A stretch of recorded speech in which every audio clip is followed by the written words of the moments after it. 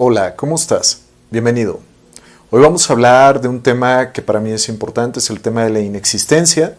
Creo que es un tema que yo lo he visto mucho en consulta, en terapia, en mi persona.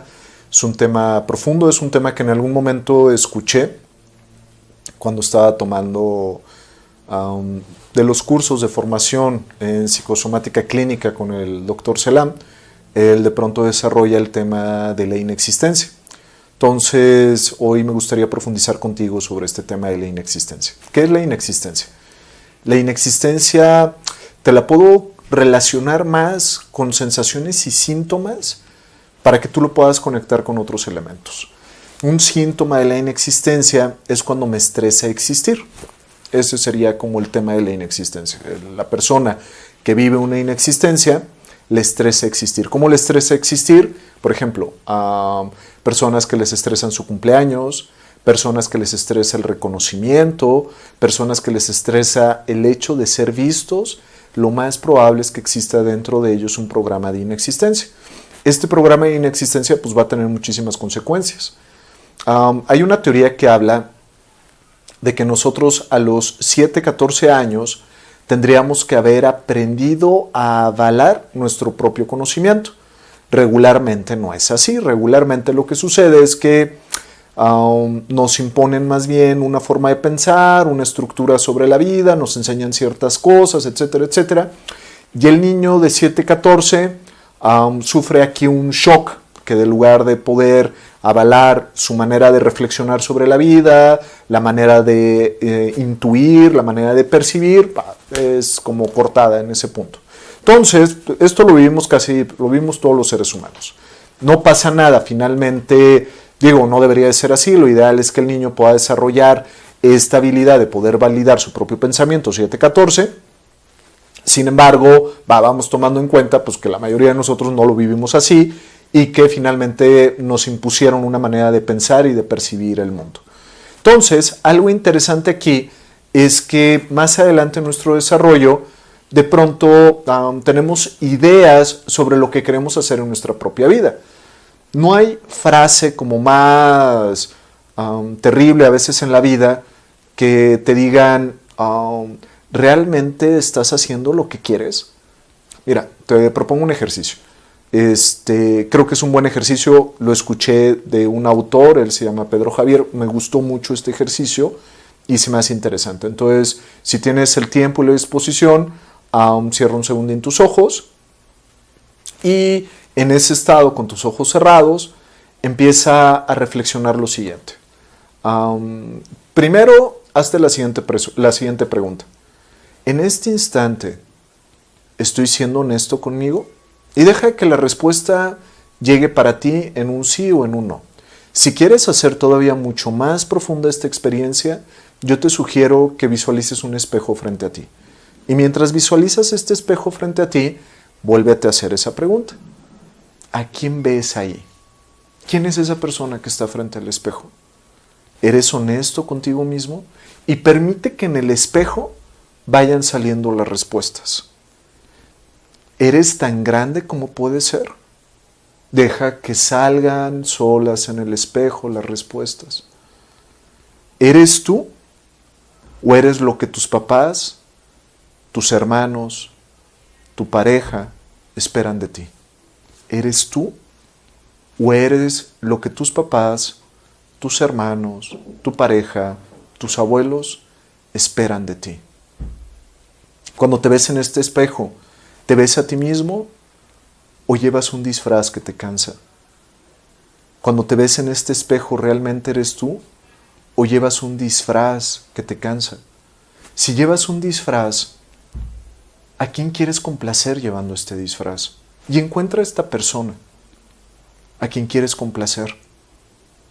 Revisa en este momento de una manera mucho más profunda cuál es tu verdadera identidad. ¿Quién eres? Ok, abre tus ojos. Es un ejercicio muy sencillo, pero que nos puede ayudar a hacer un balance de nuestra conciencia y sobre todo hacer un balance interno de si realmente me estoy expresando tal cual soy yo.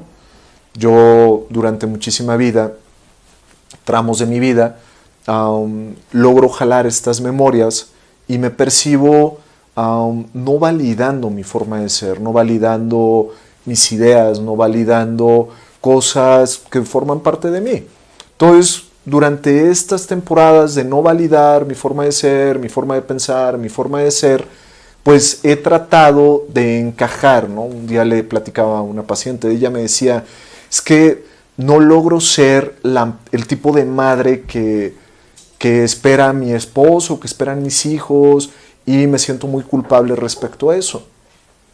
Yo decía, bueno, de alguna manera, dentro de la creencia que ella está desarrollando, hay como un tipo de, pues, de molde, ¿no? Y ella quiere tratar de entrar en un molde, pero para tratar de entrar en este molde a lo mejor se está tratando de cortar los pies, se está tratando de cortar las manos. Ella está viviendo una inexistencia. Yo cuando digo a mí mismo que, ok, esto es lo que quiere David, pero es más importante lo que quieren los demás, en ese momento estoy viviendo una inexistencia.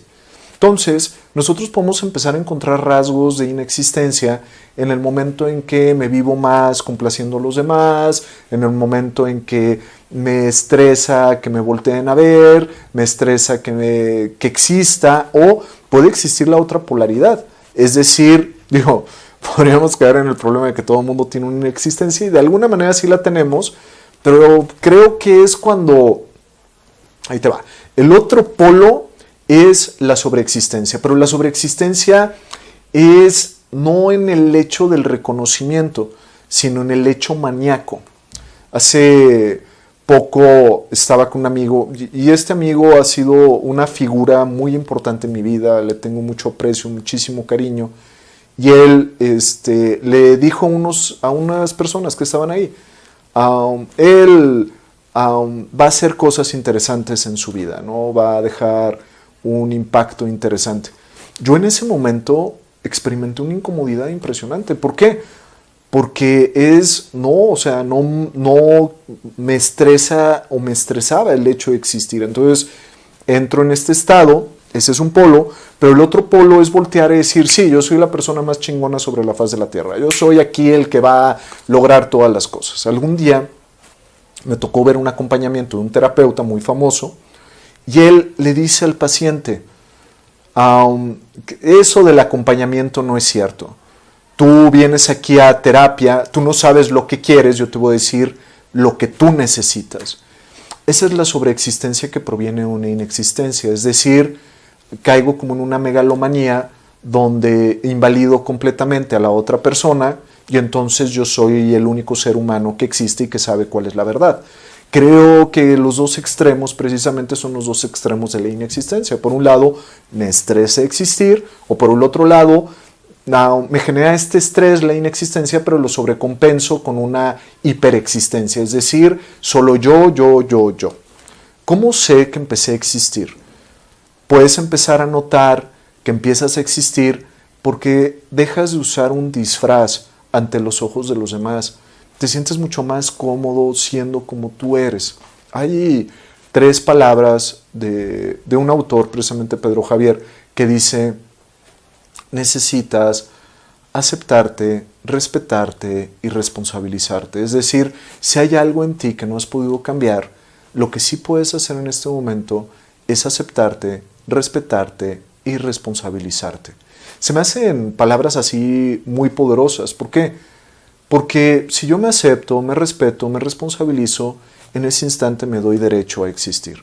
Ahora, entendiendo este paradigma de la inexistencia y cómo se va presentando en nuestra vida, uno de los últimos resultados de la inexistencia sería una depresión, por ejemplo. Es tan grande mi sensación de no existir que prefiero alejarme, prefiero encerrarme, prefiero estar lejos de los demás, pierdo actividades sociales, no tengo ganas de engancharme socialmente con los demás porque yo no existo, no me valido ante mis propios pensamientos, no valido mi forma de ser y me preocupa mucho si encajo en el cajón que quieren que los demás encajen. Y la vida ahí se vuelve un poco tormentosa y se vuelve muy cansada. ¿Cuáles son los orígenes de la inexistencia? Los orígenes de la inexistencia son tanto estructurales como coyunturales. Te voy a explicar los dos. Estructurales, cuando hablamos de estructurales desde descodificación emocional, estamos hablando de conflictos que se presentan tanto en el árbol familiar como en los procesos gestacionales.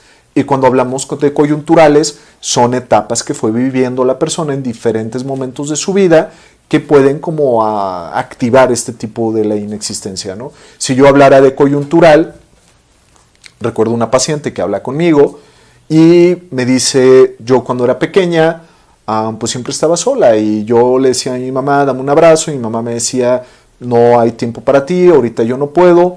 Esa es una inexistencia coyuntural, pero regularmente las inexistencias coyunturales están conectadas con inexistencias estructurales. ¿Cuáles son estas inexistencias estructurales? Las inexistencias estructurales son cuando, por ejemplo, en mi proyecto sentido, en el tema gestacional, mi mamá me trajo o mi papá me trajo para unir a la pareja, es decir, ya la pareja estaba rota y de pronto ¡pum!, nazco yo, ¿no? Entonces, mi proyecto es ser cemento, ¿no? Es ser un pegamento para unir a la pareja. Vengo como bastón de la vejez, vengo como mosquetero. Mosquetero significa que el propósito para el cual me trajeron a este mundo es para tratar de proteger ya sea a mi papá o a mi mamá. Uno que se da mucho también, y lo he escuchado frecuentemente, es estaba el hijo y era hijo único. Entonces de repente los papás se preocupan porque el hijo no tiene un compañerito y en ese momento le traen a otro hijo para que acompañe al otro hijo. Es una inexistencia. ¿Por qué? Porque el que viene nunca tuvo un proyecto personal. Creo que este es el tema del proyecto sentido. Si la gestación es por el hecho de que quiero traer un hijo a este mundo, por el hijo en sí, es un proyecto sentido equilibrado. El problema es cuando lo empiezo a conectar con este tipo de necesidades hacia el otro. Cuando lo conecto en las necesidades hacia el otro, lo que produzco es una inexistencia. O en el transgeneracional es ahí donde vamos a encontrar el típico síndrome del yaciente. Y el síndrome del yaciente, que lo desarrolla Salomón Selam, es el tema de hay un muerto, vengo a sustituirlo, y como vengo a sustituirlo, yo no existo, no estoy. Entonces, como soy un fantasma, entonces mi función como fantasma es ser un inexistente. Entonces vamos checando esto. Entonces imagínate que vas sustituyendo un muerto. Imagínate que a lo mejor tus papás esperaban una niña y eres niño, o todo lo contrario. O tu mamá pues realmente no quería quedar embarazada de ti. Hay toda una estructura inexistente. Naces y curiosamente, como ya traes esta estructura inexistente, cuando vas y buscas los abrazos de mamá y de papá, o que mamá y papá validen tu existencia, cállate, no me contestes, no me digas eso. Entonces, frases que en lugar de validar la existencia del niño, pues fuimos cortando su ser en este planeta, el hecho de poder existir. Más adelante yo voy a continuar con esta dinámica. ¿Qué es lo que voy a hacer? Voy a no validar mis ideas. Y aquí es un punto importante. Por ejemplo, en este video he ido citando autores, pero no los cito porque mis ideas no valgan y necesito una referencia de alguien más. Los cito porque es la idea de ellos y yo necesito reconocer la idea de alguien más para no pirateármela yo. Es decir, son las ideas de ellos, como yo también tengo mis propias ideas.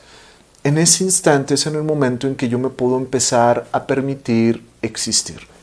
Al final de este ejercicio, lo más probable, o de esta plática, es que digas, bueno, David, muy bien, entonces ya, chingados, no existo, constantemente estoy metiéndome en un molde, no avalo mis ideas. Por ejemplo, desde la descodificación emocional es como un paréntesis. Las migrañas, los dolores de cabeza regularmente están relacionados con una frase como de juzgar tus ideas. Es decir, cuando piensas que es tonta tu idea, que no es, o que no piensas con claridad, etc. Hammer decía que es que pienso que mis ideas son idiotas. En ese momento se activa la migraña. Entonces, se me hace interesante esto. Es la inexistencia ante lo que yo estoy pensando. Ahora, ¿cómo podemos resolver la inexistencia? Hay que hacer un tema terapéutico. Sin embargo, no me sentiría yo a gusto conmigo mismo de presentar este video y no dejar ciertas claves. Vi con Christian Fletch en un libro de él y me encantó el ejemplo de él presenta un coche y en ese coche te dice, tú vas como en el asiento del copiloto y el inconsciente va manejando el coche, ¿no? Entonces el inconsciente, precisamente el inconsciente, es el que le estresa existir. El consciente quizás quiere pareja, quiere dinero, quiere muchísimas cosas. Y muchos temas de pareja, dinero, ideas, proyectos, pueden no estar dándose en tu vida en este momento por una inexistencia. Porque a un inexistente no le va a llegar el dinero, un inexistente no va a tener una pareja que lo voltee a ver y que lo ame. Esos son temas de inexistente. Entonces, para el inconsciente que va manejando el coche le produce menos estrés la inexistencia que existir. Es decir, para el inconsciente le da mayor tranquilidad el hecho de decir, mejor no existo o sobreexisto, pero así estoy más relajado. Y el otro anda todo vuelto loco, ¿no? La mente consciente, toda estresada. Entonces, ¿qué es lo que hay que hacer? Hace poco yo pensaba sobre los alcances de la terapia dentro de la mente consciente. Yo he estudiado muchos temas en relación a hipnosis y he estudiado, yo considero que con los mejores a nivel mundial en el tema de hipnosis. He tenido la oportunidad y el regalo de la vida de estudiar con un Richard Bandler, con un Jeff Sake, con un Michael Yapko, que son personas que han manejado durante muchísimos años la hipnosis y a niveles muy grandes. Y a veces he notado estas explicaciones hacia la mente consciente. Y la mente consciente regularmente se pregunta, ¿y cómo le hago? ¿Y qué voy a hacer? ¿Y entonces cómo? Y bla, bla, bla. Digo, la terapia cognitiva de alguna forma como que relaja esas mentes conscientes, porque te dicen, bueno, nada más nota tus malditos pensamientos distorsionados y cada vez que notas un pensamiento distorsionado, busca un pensamiento mucho más adaptativo, ¿no? Entonces, no soy yo tan de esa forma de pensar, porque creo que la mente inconsciente opera a nuestro favor y a nuestro en contra muchísimas veces.